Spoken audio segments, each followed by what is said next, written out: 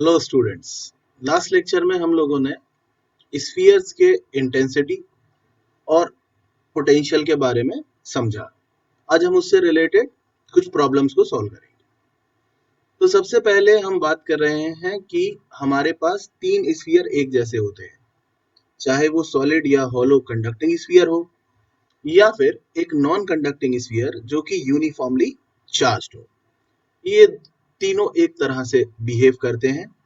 और solid non conducting sphere जो कि यूनिफॉर्मली चार्ज हो, जिसके पूरे वॉल्यूम में चार्ज भरा हो, उसका बिहेवियर थोड़ा सा अलग होता है। जहां तक सरफेस और उसके बाहर की बात है, चारों का बिहेवियर एक जैसा होता है। हाँ, सरफेस के अंदर आने पर दोनों के बिहेवियर में अंतर होता है। सरफेस के अंदर आने पर इंटेंसिटी हर जगह जीरो होती है शुरू के तीन स्फीयर्स में, और सॉलिड नॉन कंडक्टिंग स्फीयर में अंदर इंटेंसिटी जीरो नहीं होती है, वो सेंटर पर जीरो होती है। सेंटर से सरफेस तक डायरेक्टली प्रोपोर्शनल आर के हिसाब से बढ़ती है। ये मैं आपको सिखा दिया। इंटेंसिटी के सवाल तो हम करेंगे जो करेंगे, लेकिन पोटेंशियल के कुछ दमदार सवाल यहाँ पर बनते हैं। इसमें हम सबसे पहले देख लेते हैं कि अगर कोई हमें कोई कंडक्टिंग स्फीयर देता है, तो हमने पढ़ा है कि किसी भी कंडक्टर की सरफेस एक इक्विपोटेंशियल सरफेस होती है। मतलब एक बात तय है कि जो भी आपको स्फीयर दिया गया, अगर वो कंडक्टिंग है तो उसकी सरफेस पे ऑल ओवर पोटेंशियल सेम होगा। भले वो स्फीयर ना हो, किसी भी शेप या साइज का कंडक्टर हो, तो उसके हर एक पॉइंट पर पोटेंशियल तो सेम होता ही है। ये तो मतलब पहले से डन है। तो अगर वो एक गोल स्फीयर है तो भी अगर वो कंडक्टिंग है तो उसकी सरफेस पर हर एक पॉइंट पर पोटेंशियल तो सेम होगा। एज वेल एज अगर वो एक कंडक्टिंग स्फीयर है तो जितना पोटेंशियल उसकी सरफेस पर होगा, अंदर भी हर एक पॉइंट पर उतना ही पोटेंशियल होगा, चाहे आप किसी भी पॉइंट पे चले जाएं। ये अपन ने पढ़ा था। क्योंकि सरफेस तक लाने में यूनिट पॉजिटिव चार्ज को जितना वर्क करना पड़ेगा, अंदर ले जाने में कुछ नहीं करना पड़ेगा, क्योंकि अंदर फील्ड नहीं है। इस स्फीयर के अंदर फील्ड नहीं है, चाहे ये सॉलिड है या होलो है। पर अगर ये कंडक्टिंग स्फीयर है, चार्ज स्फीयर है, तो इसकी सरफेस पर और सरफेस के बाहर फील्ड है ऐसे, लेकिन अंदर कोई इलेक्ट्रिक फील्ड नहीं है। ये बात हमने पिछले लेक्चर में पढ़ ली थी। तो अगर हम बात करें एक isolated charge conducting sphere, isolated का मतलब है कि इस स्फीयर के चारों तरफ इनफाइनाइट डिस्टेंस तक कोई दूसरा चार्ज नहीं है। मतलब ये दुनिया में अकेला ही चार्ज है, ऐसा मतलब एक स्फीयर है। इसकी रेडियस आर है। अगर हम इसकी सरफेस पर या अंदर वाले किसी भी पॉइंट पर पोटेंशियल निकालना चाहें, क्योंकि ये स्फीयर एक कंडक्टिंग स्फीयर है, तो इसकी सरफेस पर और उसके अंदर हर एक पॉइंट पर पोटेंशियल जो है वो सेम होगा। और उसका फॉर्मूला हम जानते हैं कि वो के क्यू बाय आर, यानी कि 1/4 pi epsilon naught Q by R होगा। आर इसकी रेडियस है। ठीक है। अब अंदर वाले हर एक पॉइंट पर यही पोटेंशियल होने वाला है, और सरफेस पर भी यही पोटेंशियल होने वाला है। चलिए, अब समझो कि मैं यहाँ एक डाइलेक्ट्रिक मीडियम ले लेता हूँ।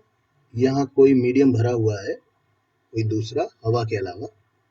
कोई एक डाइलेक्ट्रिक मीडियम ले लिया मैंने, जिसका डाइलेक्ट्रिक कांस्टेंट एप्सिलॉन आर है।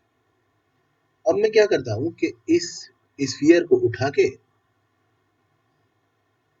इस डाइलेक्ट्रिक मीडियम में डाल देता हूँ। तो जब मैं इसको इस डाइलेक्ट्रिक मीडियम में डालूंगा, तो सोचिए क्या हो जाएगा। इस पर जो चार्ज था वो तो वो का वही रहेगा। भाई, मैंने कोई चार्ज का सोर्स तो जोड़ा ही नहीं इससे। लेकिन जैसे ही मैं इसको डाइलेक्ट्रिक मीडियम में ले गया, ये जो मेरा फॉर्मूला था, इस फॉर्मूले में यहाँ एप्सिलॉन की जगह एप्सिलॉन नॉट एप्सिलॉन आर आने लग गया।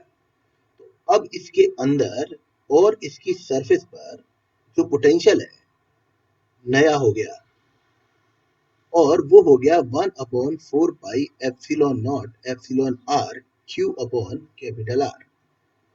यानी कि जो पुराना पोटेंशियल था सरफेस पर, उसमें एप्सिलॉन आर से डिवाइड चला गया। इसका मतलब अगर हम किसी कंडक्टर को, किसी स्फेरिकल कंडक्टर को एयर में रखते हैं, तो उसकी सरफेस पर जो भी पोटेंशियल होगा, जैसे ही हम उसे डाइलेक्ट्रिक में डुबाएंगे, तो वो पोटेंशियल एप्सिलॉन आर टाइम्स कम हो जाएगा।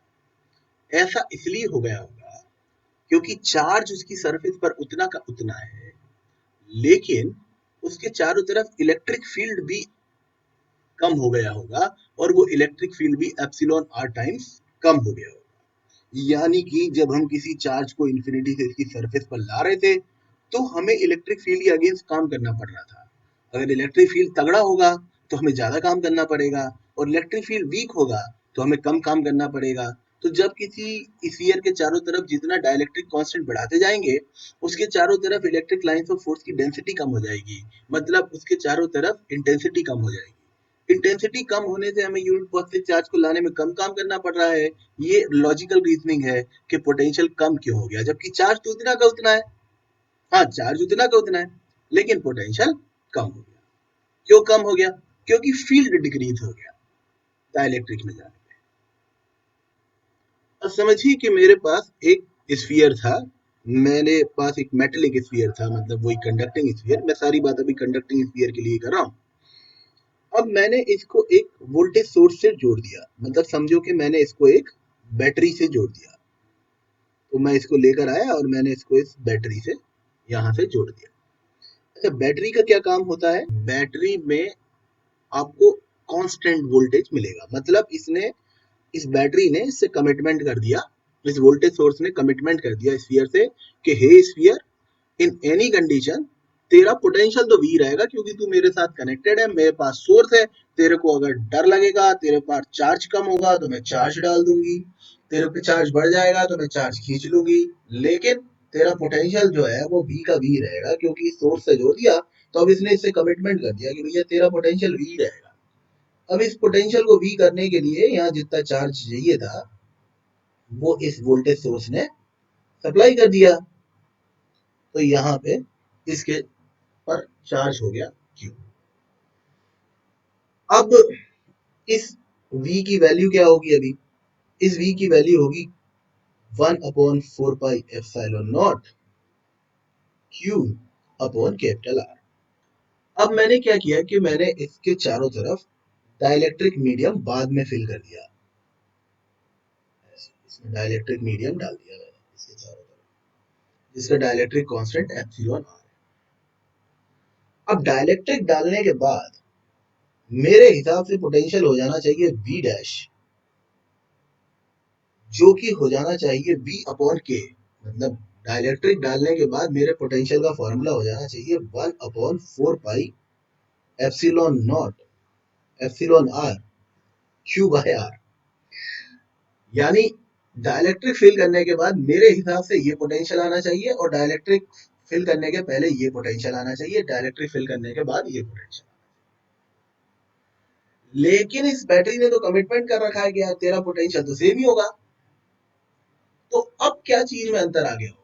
कायदे से तो जैसे डाइलेक्ट्रिक डाला होगा फील्ड डिक्रीज हुआ होगा, क्योंकि अगर चार्ज उतना ही रहे तो फील्ड तो डिक्रीज हो जाएगा। तो बैटरी के पास अब एक ही सोल्यूशन है कि वो इसमें और चार्ज डाल दे, मतलब यहाँ वो नया चार्ज दे दे। जैसे ही मैं इधर डाइलेक्ट्रिक डालूंगा, करंट वो जो सोर्स ऑफ पोटेंशियल है वो वहां से चार्ज डालना शुरू कर देगा, क्योंकि उसने कमिटमेंट कर रखा है कि मैं तेरा जो है वो पोटेंशियल सेम रखूंगा। अब पोटेंशियल सेम तब रहेगा जब इंटेंसिटी सेम रहे। अब इंटेंसिटी तो कम होगी डाइलेक्ट्रिक डालने से, एप्सिलॉन आर टाइम्स, तो उसको चार्ज को बढ़ाना पड़ेगा एप्सिलॉन आर टाइम्स, तब ऐसा हो पाएगा। क्योंकि हमारे हिसाब से तो V और V डैश बराबर है। क्यों? क्योंकि हमने तो ये बैटरी जोड़ रखी है। V और V डैश को बराबर करने के लिए 1/4 pi epsilon naught epsilon R Q upon capital R Q dash upon capital R को 1/4 pi epsilon naught Q by R के बराबर होना पड़ेगा। तो ये यहाँ से कैंसिल आउट हो जाएगा, तो हमारे पास आर भी कैंसिल आउट हो जाएगा। तो क्यू डैश जो है वो एप्सिलॉन आर टाइम्स क्यू हो जाएगा। सोच कर देखिए, अगर बैटरी जुड़ी नहीं होती और मैं डाइलेक्ट्रिक भर देता इसके चारों तरफ तो क्या होता? इसका पोटेंशियल डिक्रीज हो जाता, क्योंकि इंटेंसिटी डिक्रीज होने वाली है, पर शुरू दिन से पढ़ रहे हैं। अभी जब अपन डाइपोल मूवमेंट पढ़ेंगे तो और अंदर जाकर देखेंगे कि क्यों कम हो जाती है इंटेंसिटी डाइलेक्ट्रिक डालने से, वो भी मतलब आगे है। लेकिन इतना तो हमको पहले से ही पता है कि इंटेंसिटी कम हो जाती है के टाइम्स डाइलेक्ट्रिक डालने से, तो इंटेंसिटी कम होने से पोटेंशियल कम हो जाता है। लेकिन उस बैटरी के पास चार्ज था तो उसने रास्ता निकाल लिया कि मैं तेरा वोल्टेज कैसे कांस्टेंट रखूंगी, कि तेरे को चल इधर एप्सिलॉन आर से डिवाइड हो रहा है तो मैं चार्ज में एप्सिलॉन आर से मल्टीप्लाई कर दूंगी तो एप्सिलॉन आर कैंसिल आउट हो जाएगा, तो एप्सिलॉन आर कैंसिल आउट हो जाएगा, इस तरह से काम हो जाएगा। समझिए कि ये वही एक कंडक्टिंग स्फीयर है। आज मैं अभी जितनी भी बात कर रहा हूँ वो कंडक्टिंग स्फीयर्स के लिए ही कर रहा हूँ। इसकी सरफेस पर चार्ज है प्लस क्यू और इसकी रेडियस है आर। ठीक है, तो मेरे को पता है कि इसकी सरफेस पर इंटेंसिटी कितनी होती है। ये इंटेंसिटी इसके सरफेस पर है, कितनी होती है, के क्यू अपॉन कैपिटल आर का स्क्वायर। ये हम जानते हैं इसकी सरफेस पर इंटेंसिटी, या इसी को लिख सकते हैं हम सिग्मा अपॉन एप्सिलॉन नॉट। ये हमने पढ़ रखा है पहले से। इसकी सरफेस पर पोटेंशियल कितना है, तो इसकी सरफेस पर पोटेंशियल है के क्यू बाय आर, ये भी हमने पढ़ रखा है। तो क्यों ना मैं इसको आर से मल्टीप्लाई और आर से डिवाइड कर दूं। ऐसा करने पर ये बन गया K Q upon R square times R. तो इसलिए ये मेरे पास हो गया sigma upon epsilon not into R. मतलब अगर सरफेस चार्ज डेंसिटी दे रखी हो instead of charge, if we have surface charge density instead of charge, अगर सरफेस चार्ज डेंसिटी पता है तो हम ये फॉर्मूला लगा सकते हैं sigma R upon epsilon naught. और सरफेस पर और अंदर वाले किसी भी पॉइंट पर यही पोटेंशियल होगा, ये हमें पता ही है। अब मान लो कि स्मॉल आर डिस्टेंस पर बाहर कोई पॉइंट है, इस पॉइंट पर क्या होता है भाई, इस पॉइंट के बारे में भी सोच लें। तो कोई भी पॉइंट जो इस सरफेस के बाहर है, आउटसाइड द सरफेस है, आउटसाइड द सरफेस वाले पॉइंट पे पोटेंशियल होता है के क्यू बाय स्मॉल आर। अच्छा, अब चार्ज जो है वो स्फीयर पर है, उसको क्या लिख सकते हैं, उसको लिख सकते हैं अपन सिग्मा इनटू एरिया।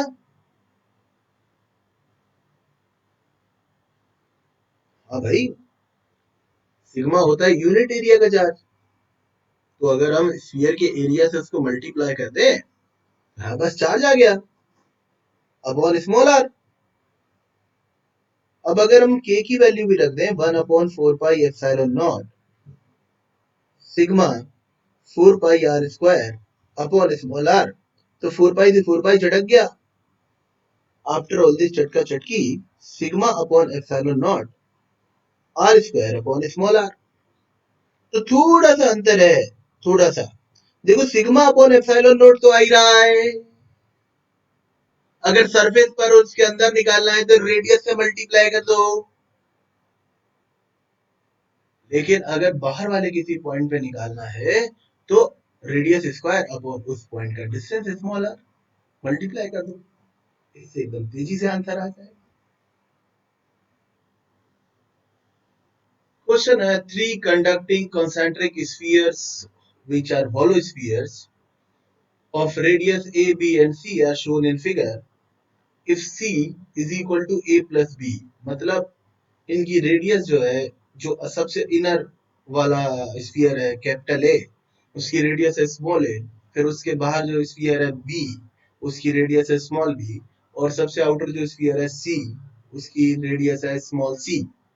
और इन पर respectively plus sigma minus sigma और plus sigma surface charge density है। हमको हर एक स्फीयर के सरफेस पर कैलकुलेट करना है कि पोटेंशियल कितना है। चलिए कैलकुलेशन शुरू करते हैं। तो समझो कि हम सबसे पहले ए के सरफेस पर पोटेंशियल निकाल रहे हैं। ए के सरफेस पर पोटेंशियल पहले तो खुद ए की वजह से होगा, तो ए के लिए तो वो पॉइंट सरफेस वाला पॉइंट ही है, तो वहां फॉर्मूला लगेगा sigma upon epsilon not into radius of A, मतलब ए, प्लस जो ए का सरफेस है वो बी के लिए इनर पॉइंट है, मतलब सरफेस के अंदर वाला पॉइंट है, तो बी की खुद की सरफेस पर जितना होगा उसकी वजह से ए के सरफेस पर भी उतना पोटेंशियल होगा, तो बी की सरफेस पर कितना पोटेंशियल होगा, वो इतना ही होगा। फिर जो सी है, सी के लिए भी वो एक इनर पॉइंट है जो ए का सरफेस है, तो सी के खुद के सरफेस पर जितना, क्योंकि किसी भी स्फीयर के सरफेस पर जितना पोटेंशियल होता है उसके अंदर के हर एक पॉइंट पर वो उतना ही पोटेंशियल बनाने की कोशिश करता है। तो इसलिए सी की वजह से होगा सिग्मा अपॉन एप्सिलॉन नॉट। और सी, ये जो बी है इस पर सरफेस चार्ज डेंसिटी थी माइनस सिग्मा, तो इसलिए मुझे यहाँ माइनस लिखना चाहिए था। अब अगर इस सब में से मैं sigma upon epsilon not common ले लूं,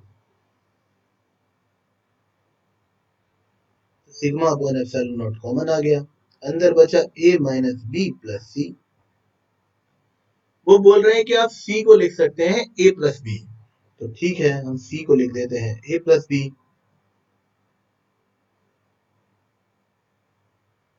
तो b समाप्त हो गया, तो ये हो गया ये 2 sigma upon epsilon not into a, ये हमारे a के सरफेस पर पोटेंशियल आ गया।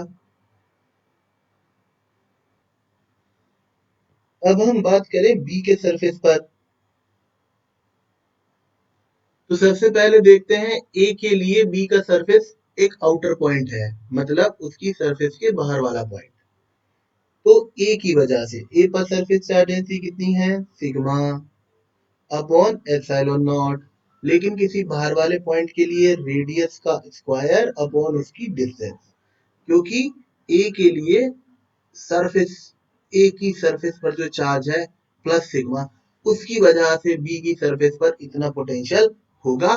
बाहर वाले पॉइंट के लिए पोटेंशियल का फॉर्मूला मैं आपको बतला चुका हूं।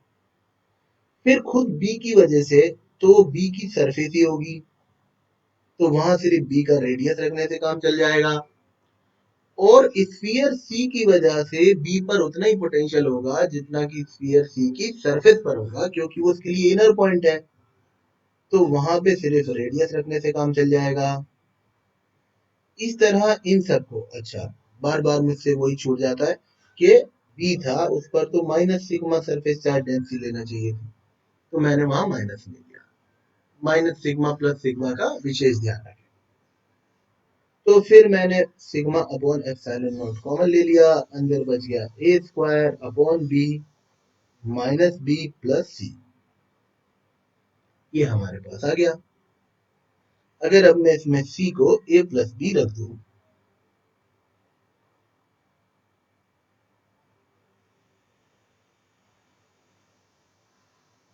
तो b खत्म हो गया,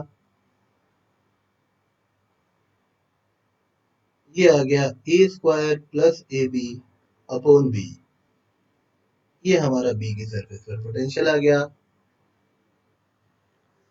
अब हमें तीसरे पार्ट में c के सरफेस पर पोटेंशियल कैलकुलेट करना है। अगर आप c की सरफेस को देखें तो a के लिए भी बाहर वाला पॉइंट है, b के लिए भी बाहर वाला पॉइंट है, केवल c खुद ऐसा है जिसके लिए वो अपनी सरफेस वाला पॉइंट है। तो a की वजह से सिग्मा अपॉन एप्सिलॉन नॉट तो आएगा ही, प्लस a की वजह से सिग्मा अपॉन एप्सिलॉन नॉट तो आएगा ही। अब लिखना पड़ेगा a की रेडियस का स्क्वायर अपॉन डिस्टेंस, डिस्टेंस मतलब a के सेंटर से c की सरफेस तक का डिस्टेंस, मतलब c आएगा, ठीक है। फिर minus sigma upon epsilon not तो आएगा ही b की वजह से, b के लिए भी वो बाहर वाला पॉइंट है, तो b की रेडियस का स्क्वायर और डिस्टेंस। डिस्टेंस कैसे आएगी, b के सेंटर से लेकर c तक की डिस्टेंस, तो b का सेंटर a का सेंटर एक ही है, तो डिस्टेंस आएगी c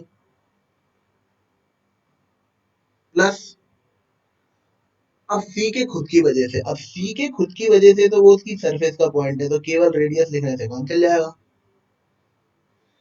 इस तरह अगर मैं इन तीनों को ऐड करूं तो मैं इन सब में से sigma upon epsilon not common ले लूं, ये मेरे पास हो गया a square upon C minus B square upon C plus C, तो ये मेरे पास हो गया sigma upon epsilon not, C आ गया एलसीएम,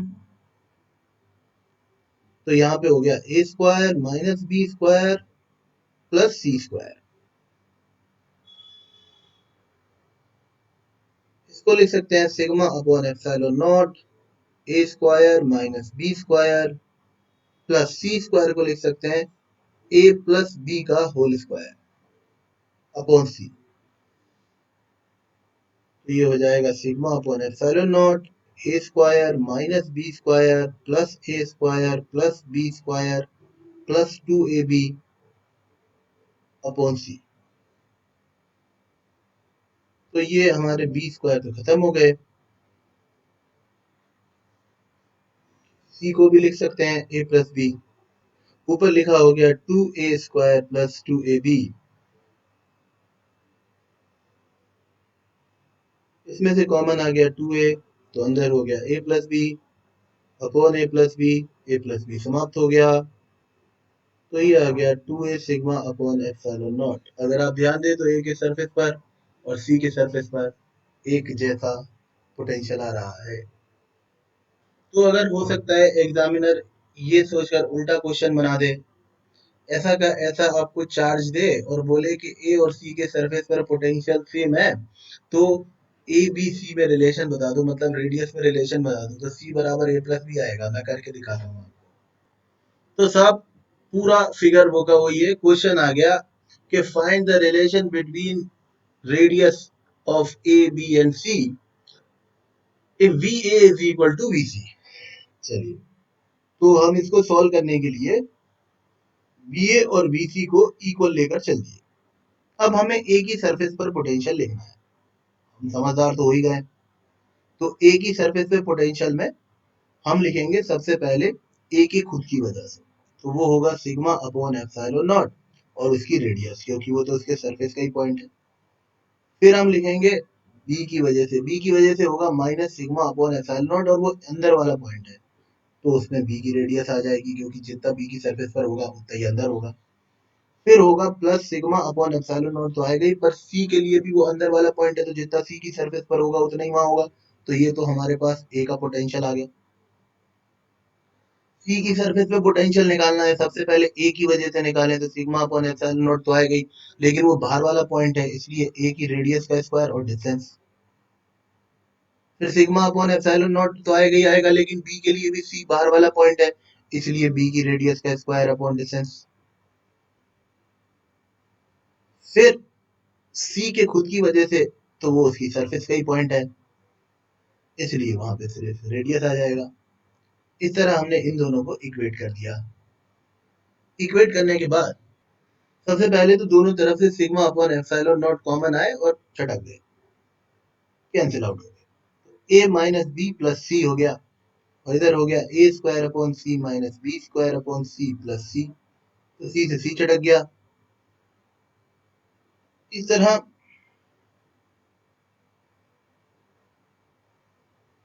तरह ये हो गया सी टाइम्स ए माइनस बी बराबर ए स्क्वायर माइनस बी स्क्वायर को लिख सकते हैं ए plus B, A minus B भी कैंसिल आउट हो गया, सी बराबर आ गया ए प्लस बी। पिछला सवाल और ये सवाल था तो एक ही, बस पूछने के दो अलग तरीके थे, ध्यान दीजिए। अब एक जोरदार और ट्रिकी क्वेश्चन कि मान लीजिए आपके पास एक स्फीयर है जिसकी रेडियस ए है और दूसरा मेटेलिक स्फीयर है जिसकी रेडियस बी है। मैं इसको चार्ज दे देता हूँ स्मॉल क्यू, इसको कैपिटल क्यू, और आपसे बोलता हूँ कि एक काम करो, किसी एक का पूरा चार्ज दूसरे पे डाल के दिखाओ, किसी भी मेथड से, कि एक का चार्ज पूरा दूसरे पे चले जाना चाहिए। मतलब समझो कि स्मॉल क्यू पूरा चला जाना चाहिए कैपिटल क्यू के पास। अब आप बोलोगे कि सर एक काम करते इसको वायर से जोड़ देते, लेकिन मेरा दिमाग कहता है कि अगर आपने इसको वायर से जोड़ दिया तो जिसका भी पोटेंशियल ज्यादा होगा उससे कम वाले में तब तक चार्ज आएगा जब तक कि दोनों का पोटेंशियल सेम नहीं हो जाएगा। और दोनों का पोटेंशियल अगर सेम हो गया तो दोनों पे कुछ चार्ज तो बचेगा। मतलब इनका जो टोटल चार्ज है capital Q plus small Q, हम पहले ही पढ़ चुके हैं कि उसका बंटवारा इनकी रेडियस के रेशो में हो जाएगा। मतलब क्यू डैश जो आने वाला है वो स्मॉल ए के प्रोपोर्शनल आने वाला है, और कैपिटल क्यू डैश जो आने वाला है स्मॉल बी के प्रोपोर्शनल आने वाला है। मतलब किसी एक पर जीरो तो नहीं होगा ना चार्ज, क्योंकि अगर हमने इन्हें कनेक्ट भी कर दिया तो या तो छोटे वाले में से चार्ज बड़े वाले में या बड़े वाले में से चार्ज छोटे वाले में तब तक जाएगा जब तक कि दोनों का पोटेंशियल बराबर नहीं हो जाएगा। हायर पोटेंशियल से लोअर पोटेंशियल तक चार्ज जाएगा। दोनों का पोटेंशियल बराबर हो गया तब भी दोनों पे कुछ कुछ चार्ज तो होगा ना। आप 100% कैसे हटा दोगे किसी एक के ऊपर से charge? And that's the tricky question के वो हमसे बोल रहा है कि एक स्फीयर का पूरा चार्ज दूसरे में चले जाना चाहिए। तो अब इसको अपन सोचते हैं कि क्या कर सकते हैं, इसके बारे में अपन विचार करते हैं। समझो कि हमारे पास दो स्फीयर है, एक स्मॉल आर रेडियस का और एक कैपिटल आर रेडियस का। दोनों पर चार्ज है, एक पर प्लस स्मॉल क्यू है और एक पर प्लस कैपिटल क्यू है, और दोनों कॉन्सेंट्रिक स्फीयर्स हैं, एक के अंदर एक रखे हुए हैं। अब अंदर वाले स्फीयर को चलो मैं ए बोल देता हूं और बाहर वाले स्फीयर को चलो मैं बी बोल देता हूं। तो अगर मैं ए के सरफेस पर पोटेंशियल निकालूं, ए के सरफेस पर खुद ए की वजह से होगा के क्यू अपॉन ए का रेडियस, और बी के लिए ये एक इनर पॉइंट है तो उतना और पोटेंशियल होगा जितना बी की सरफेस पर होगा। तो ये हमारा ए की सरफेस पर पोटेंशियल आ गया, K Q upon small are और के capital Q upon capital R. ये हमारा ए की सरफेस पर पोटेंशियल आ गया। अब अगर हम बी की सरफेस पर पोटेंशियल निकालें, तो बी की सरफेस पर पोटेंशियल कितना होगा? बी की सरफेस पर पोटेंशियल होगा खुद बी की वजह से और ए की वजह से। ए की वजह से कितना होगा साहब? ए की वजह से होगा के small Q upon capital are, और बी की खुद की वजह से होगा के capital Q upon capital are. अब अगर आप इसमें सेकंड टर्म देखें, तो सेकंड टर्म तो दोनों में सेम है। फर्स्ट टर्म देखें अगर, तो वीए में आने वाली फर्स्ट टर्म बड़ी है क्योंकि उसका डिनोमिनेटर छोटा है, जबकि बीवी में ये डिनोमिनेटर कैपिटल आर है जो बड़ा है। इन दोनों के कंपैरिजन से हम साफ साफ बता सकते हैं कि वीए बड़ा है और वीबी छोटा है।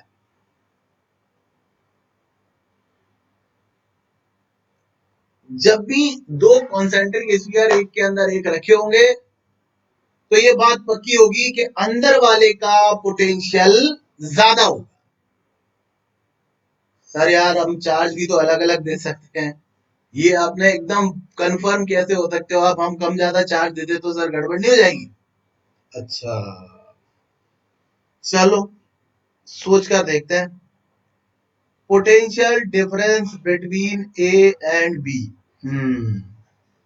B A minus B B, ये निकालते हैं अपन। तो V A minus B B में इन दोनों को सेपरेट कर रहे हैं हम, K small Q upon small R plus K capital Q upon capital R minus K small Q upon capital R minus K capital Q upon capital R. तो ये दोनों तो मर गए। अब इसमें से के क्यू कॉमन ले लिया, तो अंदर हो गया 1 upon small R minus 1 upon capital R. ये हमारे पास इनका पोटेंशियल डिफरेंस आ गया। आप देखो पोटेंशियल डिफरेंस में अंदर वाले स्फीयर का चार्ज तो आ रहा है, पर बाहर वाले स्फीयर के चार्ज से इंडिपेंडेंट है। यानी कि बाहर वाले स्फीयर पर आप कुछ भी चार्ज दे दो, अंदर वाले स्फीयर को आप कुछ चार्ज दोगे और बाहर वाले स्फीयर के अंदर डालोगे, और आप पाओगे हमेशा ही कि वीए बड़ा है और वीबी छोटा है, क्योंकि पोटेंशियल डिफरेंस इज इंडिपेंडेंट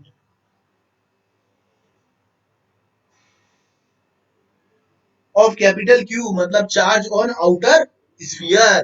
बाहर वाले स्फीयर के चार्ज से वो इंडिपेंडेंट है। हाँ, तो अभी तक हमने देखा कि अगर दो स्फीयर एक के अंदर एक रखे हो, बातें मैं जोरदार करता हूं, ध्यान देना बात पे। अभी तक हमने देखा कि अगर दो स्फीयर एक के अंदर एक रखे हो, तो बाहर वाले स्फीयर पे कुछ भी चार्ज हो उससे हमें कुछ नहीं करना, अंदर वाला चार्ज करके बाहर वाले के अंदर डालेंगे, अंदर वाले का ही पोटेंशियल ज्यादा होगा, बाहर वाले का पोटेंशियल कम होगा, और ये इनके बीच का पोटेंशियल डिफरेंस होगा। अब अब स्टूडेंट्स बहुत ध्यान से देखना, एकदम जोरदार बात बताता हूँ, ये बात मैं ही बता सकता हूँ। मैंने इन दोनों स्फीयर को वायर से कनेक्ट कर दिया, इनके बीच में मैं करा रहा हूं कंडक्शन। अब सोच कर देखो, अगर एक स्फीयर क्यू होता, उसकी रेडियस स्मॉल आर होती, दूसरे रेडियस पे चार्ज कैपिटल क्यू होता, उसकी रेडियस कैपिटल आर होती, और मैंने ऐसे बार बार से वायर से कनेक्ट कर देता, तो क्या हम पहले से जानते हैं कि नया चार्ज कितना हो जाता है इसमें? हाँ, हम पहले से जानते हैं, total charge upon total radius, और जिसके लिए निकालना है उसकी रेडियस से मल्टीप्लाई। ये हम बहुत पहले पढ़ चुके हैं, जब हमने शुरू शुरू में कंडक्शन पढ़ा था तभी पढ़ लिया। ऐसे ही कैपिटल क्यू की भी नई वैल्यू निकाल सकते थे, क्योंकि वहां पे रीडिस्ट्रीब्यूशन ऑफ चार्ज तब तक चलता है जब तक पोटेंशियल डिफरेंस जीरो नहीं हो जाता, और कभी भी कंडक्शन तभी तक चलेगा जब तक कि पोटेंशियल डिफरेंस जीरो नहीं हो जाएगा। तो अगर मैं इसको वायर से जोड़ रहा हूं ए और बी को, अभी इस सिचुएशन में, इसमें तो मैं कभी भी क्यू रिमूव 100% करके इधर नहीं डाल सकता था, क्योंकि देखो बाद में भी कुछ ना कुछ क्यू बचा रह गया। लेकिन अभी इस केस में देखते हैं, अगर इस केस में मैं अंदर वाले और बाहर वाले को जोड़ा, तो आप बताओ अंदर से बाहर या बाहर से अंदर, जहां से चार्ज जाना है किधर से किधर जाएगा? अरे जिसका पोटेंशियल ज्यादा होगा उससे कम में जाएगा। अरे तो ए से बी में जाएगा, क्योंकि ए का पोटेंशियल ज्यादा है, बी का पोटेंशियल कम है। ए से बी में जाएगा, अरे भाई पक्का ए से बी में जाएगा, तो ए से बी में चला गया। अब ए से बी में कितना जाएगा, क्या पूरा जा सकता है? नहीं, मुझे नहीं पता, मेरे को तो सिंपल रूल पता है, तब तक जाएगा जब तक पोटेंशियल जीरो नहीं हो जाए, पोटेंशियल डिफरेंस जीरो नहीं हो जाएगा। तो कंडक्शन कब तक चलेगा, जब तक पोटेंशियल डिफरेंस जीरो नहीं हो जाएगा। अब पोटेंशियल डिफरेंस क्या होता है, V A minus V B, हाँ इसको जीरो करना है। अभी मैंने निकाला है V A minus V B, क्या आया था, K Q one upon R minus one upon capital R बराबर जीरो। क्या ये अंदर वाली टर्म कभी जीरो हो सकती है? नहीं हो सकती है। One upon small R minus one upon capital R zero हो ही नहीं सकता जब तक कि दोनों की रेडियस बराबर नहीं हो। वो तो यार डिफरेंट नंबर है, उनका डिफरेंस कुछ अलग ही आएगा, इसलिए ये जीरो नहीं हो सकता। क्या के जीरो हो सकता है? नहीं, ये भी जीरो नहीं हो सकता, उड़ी बाबा। तो स्मॉल क्यू ही जीरो होगा। इसका मतलब जब मैं इस तरह से वायर से कनेक्ट करूंगा किसी चार्ज, दो चार्ज को, कि एक तो है अंदर और एक उसके चारों तरफ है बाहर, तो जैसे ही मैं कनेक्ट करूंगा तो अंदर वाले से गुड़ुप पूरा चार्ज कहां चला जाएगा, बाहर। दूसरे लॉजिक से सोचते हैं, अंदर वाले स्फीयर पे कितना पोटेंशियल चाहिए, जितना बाहर वाले की सरफेस पर है। अंदर वाले स्फीयर पर उतना ही पोटेंशियल चाहिए जितना बाहर वाले की सरफेस पे है, तभी तो दोनों का पोटेंशियल डिफरेंस सेम होगा। और बाहर वाले की सरफेस पर जितना होता है उतना अंदर हर जगह होता है। तो ऐसा तभी हो सकता है जब केवल बाहर वाले पे चार्ज हो, अंदर वाले पे चार्ज बचे ही ना। क्योंकि अपन ने पढ़ा है कि एक बाहर जो स्फीयर है उस पर जितना चार्ज होगा, उसकी वजह से उसके सरफेस पर जितना पोटेंशियल होगा, अंदर भी हर एक पॉइंट पर उतना ही होगा। पर गड़बड़ तब फैल जाती है जब अंदर भी चार्ज होता है। इसलिए अब नेचर के पास एक ही उपाय है दोनों का पोटेंशियल डिफरेंस जीरो करने का, कि अंदर चार्ज ही ना बचे। इसलिए प्रकृति पूरा चार्ज अंदर से बाहर तब तक फेंकेगी जब तक कि अंदर वाला बिल्कुल जीरो चार्ज पे ना आ जाए, तब भी उसका पोटेंशियल बाहर वाले की सरफेस के बराबर ही होगा, क्योंकि हमने पढ़ा है स्फीयर्स में ऐसा ही होता है। तो मेरे को चमका कि मैं लिख सकता हूं, this is the only method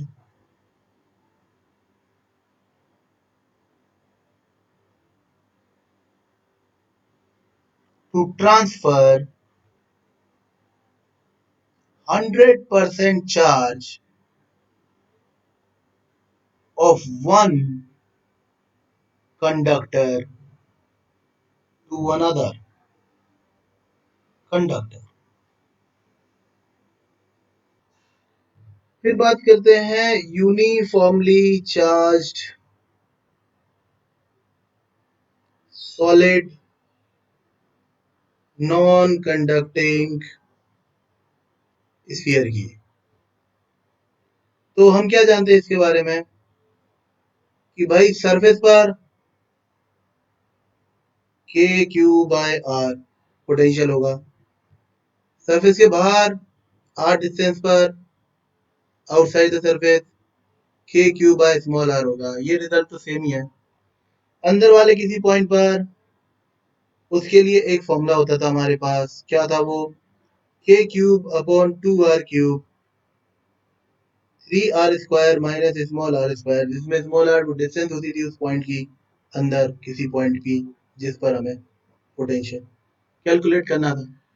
centre पे क्या हो जाता था, सेंटर पे स्मॉल आर जीरो हो जाता था, इसलिए ये हो जाता था 3/2 के क्यू बाय आर, यानी कि 1.5 टाइम्स पोटेंशियल ऑफ स्फीयर।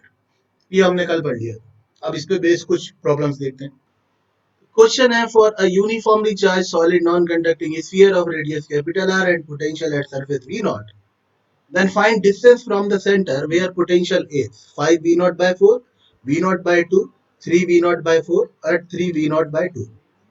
देखिए अब समझने वाली बात यह है कि अगर किसी सॉलिड नॉन कंडक्टिंग स्फीयर की सरफेस में पोटेंशियल वी नॉट, तो अब आप उससे बाहर जाएंगे तो उसका पोटेंशियल वी नॉट से कम हो, ये पक्की बात है क्योंकि बाहर जाने पे कम हो। सेंटर तक आने पे बढ़ता है क्योंकि सेंटर पर 1.5 टाइम्स पोटेंशियल ऑफ सरफेस हो जाता है। तो जो वैल्यू अगर हमें दी गई है वो पोटेंशियल वी नॉट से छोटा है, तो हमें इनसाइड पोटेंशियल का जो फॉर्मूला है वो यूज करना चाहिए। और जो वैल्यू हमें दी गई है वो अगर वी नॉट से छोटी है तो हमें समझ जाना चाहिए कि ये बाहर होगा, तो हमें बाहर वाले पॉइंट पर पोटेंशियल का फॉर्मूला इस्तेमाल करना चाहिए। चलो ट्राई करके देखते हैं। सॉल्यूशन करें तो पहला उन्होंने दे रखा है 5v0/4 यानी 1.25 वी नॉट जो कि वी नॉट से बड़े हैं, मतलब ये पॉइंट जरूर अंदर होगा उस स्फीयर के। ये एक इनसाइड पॉइंट है, ये हमें चमकना चाहिए। अगर ऐसा है तो हमें बी इनसाइड का फॉर्मूला आता है, वो होता है के Q upon 2r³ 3r² minus small r²। ये हमको दे रखा है 5v0/4। इधर से हम के क्यू/r कॉमन ले लेते हैं, तो ये बच जाएगा 3r² minus small r² upon 2r²। क्योंकि इसको हम लिख सकते हैं पोटेंशियल एट सरफेस, तो ये पोटेंशियल एट सरफेस से ये कैंसिल आउट हो गया, तो ये हो गया 5 × 2r² बराबर 4 × 3r² माइनस स्मॉल r²। हमें स्मॉल r की वैल्यू कैलकुलेट करना है। तो अब अगर इसको अंदर मल्टीप्लाई कर दें, अगर इसको अंदर मल्टीप्लाई करें तो ये हो जाएगा 10r², ये हो जाएगा 12r² और ये हो जाएगा 4r²। तो 4r² बराबर हो जाएगा 2 कैपिटल R², तो r बराबर हो जाएगा r/√2। ये आंसर आ गया, मतलब सेंटर से r/√2 डिस्टेंस पर वो पॉइंट होगा जिस पर पोटेंशियल होगा 5v0/4। अब सेकंड पॉइंट है v0/2। अब v0/2 तो भैया देखो छोटा है v0 से, इसका मतलब ये तो बाहर होगा। बाहर होगा तो हमें आउटर पॉइंट के लिए लगाना पड़ेगा के क्यू/r। ठीक है, तो इसलिए हमने इसमें लगाया के क्यू/r। ये हो गया v0/2 बराबर के क्यू/r। अब इसमें क्या करें, हम कैपिटल R से मल्टीप्लाई कैपिटल R से डिवाइड करें, तो हम इसको लिख सकते हैं v0।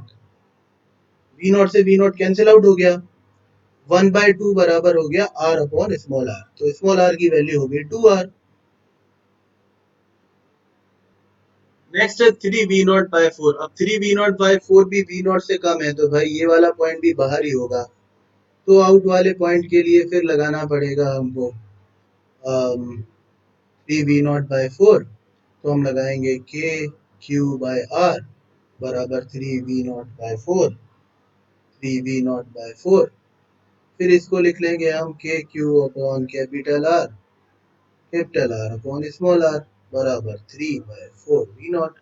v0 खत्म हो जाएगा, तो हमारे पास हो जाएगा स्मॉल r बराबर 4/3 कैपिटल R। नेक्स्ट है 3v0/2। वैसे तो हम जानते हैं कि ये सेंटर पर आने वाला है, पर क्योंकि ये चलो v0 से बड़ा है तो अंदर वाले पॉइंट पर लगाएंगे। अंदर वाले पॉइंट पर फॉर्मूला होगा के Q upon 2r³ 3r² minus small r²। अब इधर रख देंगे अपन 3v0/2, इसको लिख देंगे अपन के क्यू/r मतलब v0, और ये हो जाएगा 3r² minus small r² upon 2r²। तो ये v0 से ये v0 खत्म हो गया, तो अब अपने पास हो गया यहाँ पर 3 × 2r² बराबर 6r² माइनस 2r²। ये भी 6r², ये भी 6r² कैंसिल आउट हो गए, तो हमारे पास r² बराबर आ गया 0, तो r बराबर भी आ गया 0। तो हम सेंटर पे पहुंच गए।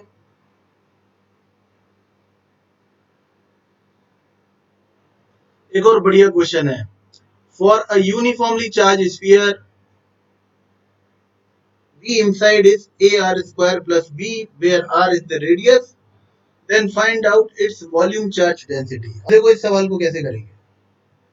देखिए अंदर जो है वो हमें पोटेंशियल दे रखा है A R square plus B. अब मुझे निकालना क्या है, मुझे रो निकालना है, वॉल्यूम चार्ज डेंसिटी। क्या मैंने कोई भी ऐसा फॉर्मूला पढ़ा है जिसमें रो आया? हाँ, मैंने इंटेंसिटी का फॉर्मूला पढ़ा था। इंटेंसिटी थी अंदर वाले किसी भी पॉइंट पर रो आर अपॉन 3 एप्सिलॉन नॉट। ये मैंने एकमात्र फॉर्मूला पढ़ा था जिसमें रो आ रहा था, बाकी तो किसी में रो आ ही नहीं रहा था। तो अब अगर मैं कुछ भी करके इस पोटेंशियल से इंटेंसिटी बना लूं तो मेरा काम बन सकता है। चलो कोशिश करते हैं। तो मैंने इंटेंसिटी बनाई इसको, तो उसके लिए मेरे को फॉर्मूला लगाना है। इंटेंसिटी का मैग्नीट्यूड ही चाहिए मेरे को, तो मैं सीधे लगा सकता हूँ D V inside upon D T. वैसे पूरा फॉर्मूला होता है minus D V upon D T, पर मुझे तो मैग्नीट्यूड ही चाहिए। तो अंदर वाले किसी पॉइंट पर इंटेंसिटी का मैग्नीट्यूड आ गया 2 ए आर प्लस बी का, तो हो गया 0। इसको लिख दिया मैंने रो आर अपॉन 3 एप्सिलॉन नॉट बराबर हो गया 2 ए आर। एक आर ये शहीद हो गए, तो हमारे पास रो बराबर हो गया 6 ए एप्सिलॉन नॉट। ये हमारे पास वॉल्यूम चार्ज डेंसिटी आ गई। अगर मैं इसको विद साइन कन्वेंशन करता तो कैसे करता? विद साइन कन्वेंशन करता तो फिर यहाँ पे माइनस लगाता मैं, minus D V upon D T. तो फाइनल जो मेरा आंसर आता है उसमें रो माइनस का आ जाता है, जिससे हमें ये पता चलता है कि ये नेगेटिवली चार्ज स्फीयर है। हमें ये पता चलता है कि इसमें नेगेटिव चार्ज भरा हुआ है इसके वॉल्यूम में। तो हम इसको विद साइन कन्वेंशन भी कर सकते हैं। आप वहां पे मतलब मैग्नीट्यूड मत लीजिए, तो पूरा आंसर जब सॉल्व करेंगे तो माइनस आ जाएगा।